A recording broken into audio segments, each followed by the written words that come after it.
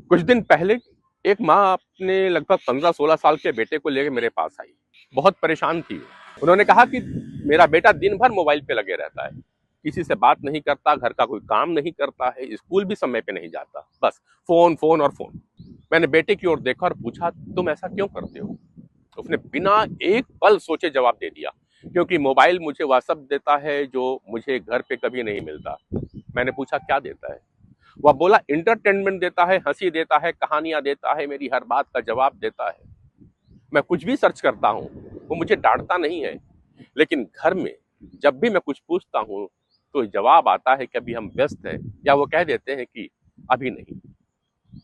उसका जवाब सुनकर मैं कुछ देर चुप रहा। फिर मैंने माँ से कहा, जरा एक बात याद करिए, जब यह छोटा था, स्कूल से घर आता तो आप क्या करती थी? जैसे ही दरवाजा खुलता था, सवालों की लाइनें लग जाया करती थी ना, कि आज स्कूल में क्या हुआ, मैडम ने क्या पढ़ाया, टिफिन पर क्या खाया, आज किसके साथ बैठे थे, किससे लड़ाई हुई, किसने तुम्हें शाबाशी दी। आपको उसकी हर छोटी बड़ी बातें जाननी होती थी, उसके हर शब्द में आपकी रुचि होती थी। लेकिन वह अब बड़ा होने लगा है, उसके सवाल बदल गए, उसकी जिज्ञासाएं बदल गई हैं, उसकी दुनिया बदल रही है, और यहीं से हम बदल जाया करते हैं। अब जब वह कुछ पूछता है तो हमारा जवाब होता है, अभी हम काम में व्यस्त हैं, बाद में बात करेंगे। इतना भी नहीं समझते, या फिर मोबाइल छोड़ो और पढ़ाई करो। जरा सोचिए कि गलती कहाँ हो रही है।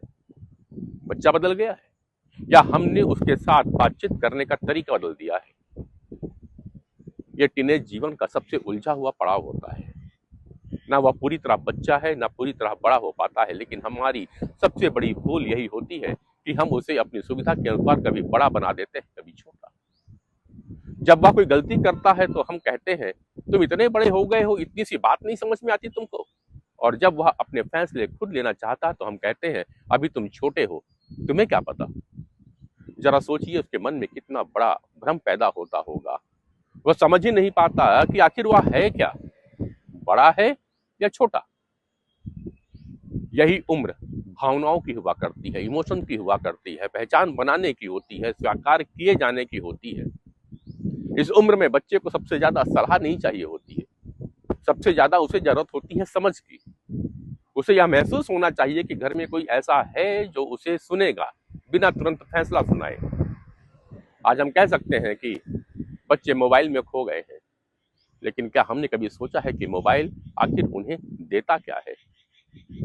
वह उन्हें जवाब देता है, मनोरंजन देता है, ध्यान देता है, हर समय उपलब्ध रहता है, 24x7।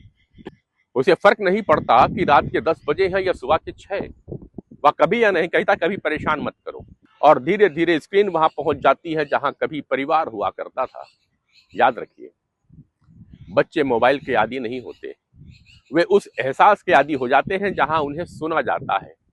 अगर घर में रोज केवल यही बातें होंगी कि होमवर्क किया या नहीं, कितने नंबर आए, फोन रख दो, पढ़ाई करो, तो बच्चा बातचीत नहीं, आदेश सुन रहा होता है। लेकिन अगर आप उससे पूछते हैं, आज तुम्हें किस बात पे सबसे ज्यादा हंसी आई थी, आज किसी बात पे तुम ज्यादा परेशान हुए, किसने तुमको परेशान किया, अच्छा चलो आज तुम मुझे कुछ नया सिखा दो, तो वह खुलने लगेगा। रिश्ते उपदेश से नहीं, जिज्ञासा से बना करते हैं। इसलिए मैं माता पिता से हमेशा कहता हूँ, रोज आधा घंटा निकालिए, जहाँ ना मोबाइल हो, ना टीवी, ना पढ़ाई की बात होनी चाहिए, ना नंबरों की चर्चा। बात हो तो उसके दोस्तों के बारे में पूछिए, उसके पसंदीदा यूट्यूबर के बारे में पूछिए, उसके सपनों के बारे में पूछिए। शायद आपको समझ ना आए, लेकिन उसे यह जरूर समझ आ जाएगा कि मेरे घर में कोई है जो मुझे सुनना चाहता है। विश्वास मानिए, जिस दिन बच्चे को घर में यह एहसास मिल गया, उस दिन मोबाइल की पकड़ अपने आप कमजोर होने लगेगी। समस्या मोबाइल की नहीं है, समस्या यह है कि स्क्रीन ने वह काम संभाल लिया जो कभी इस परिवार में किया करता था। याद रखिए, बच्चे माता पिता से दूर नहीं जाना चाहते, वे केवल वहां जाना चाहते हैं जहां उन्हें बिना टोके रोके सुना जा सके, बिना डरे वे अपनी बात कह सकें, और बिना शर्त उन्हें स्वीकार किया जा सके। क्योंकि बचपन में हम उनके हर शब्द को सुना करते थे, अब किशोरावस्था में उन्हें हमारी सबसे ज्यादा जब जरूरत पड़ती है तो हम अनसुना कर देते हैं। फर्क सिर्फ इतना है कि अब उनके सवाल बदल गए हैं, क्या हम अपने जवाब बदलने को तैयार हैं? जवाब जरूर दीजिएगा।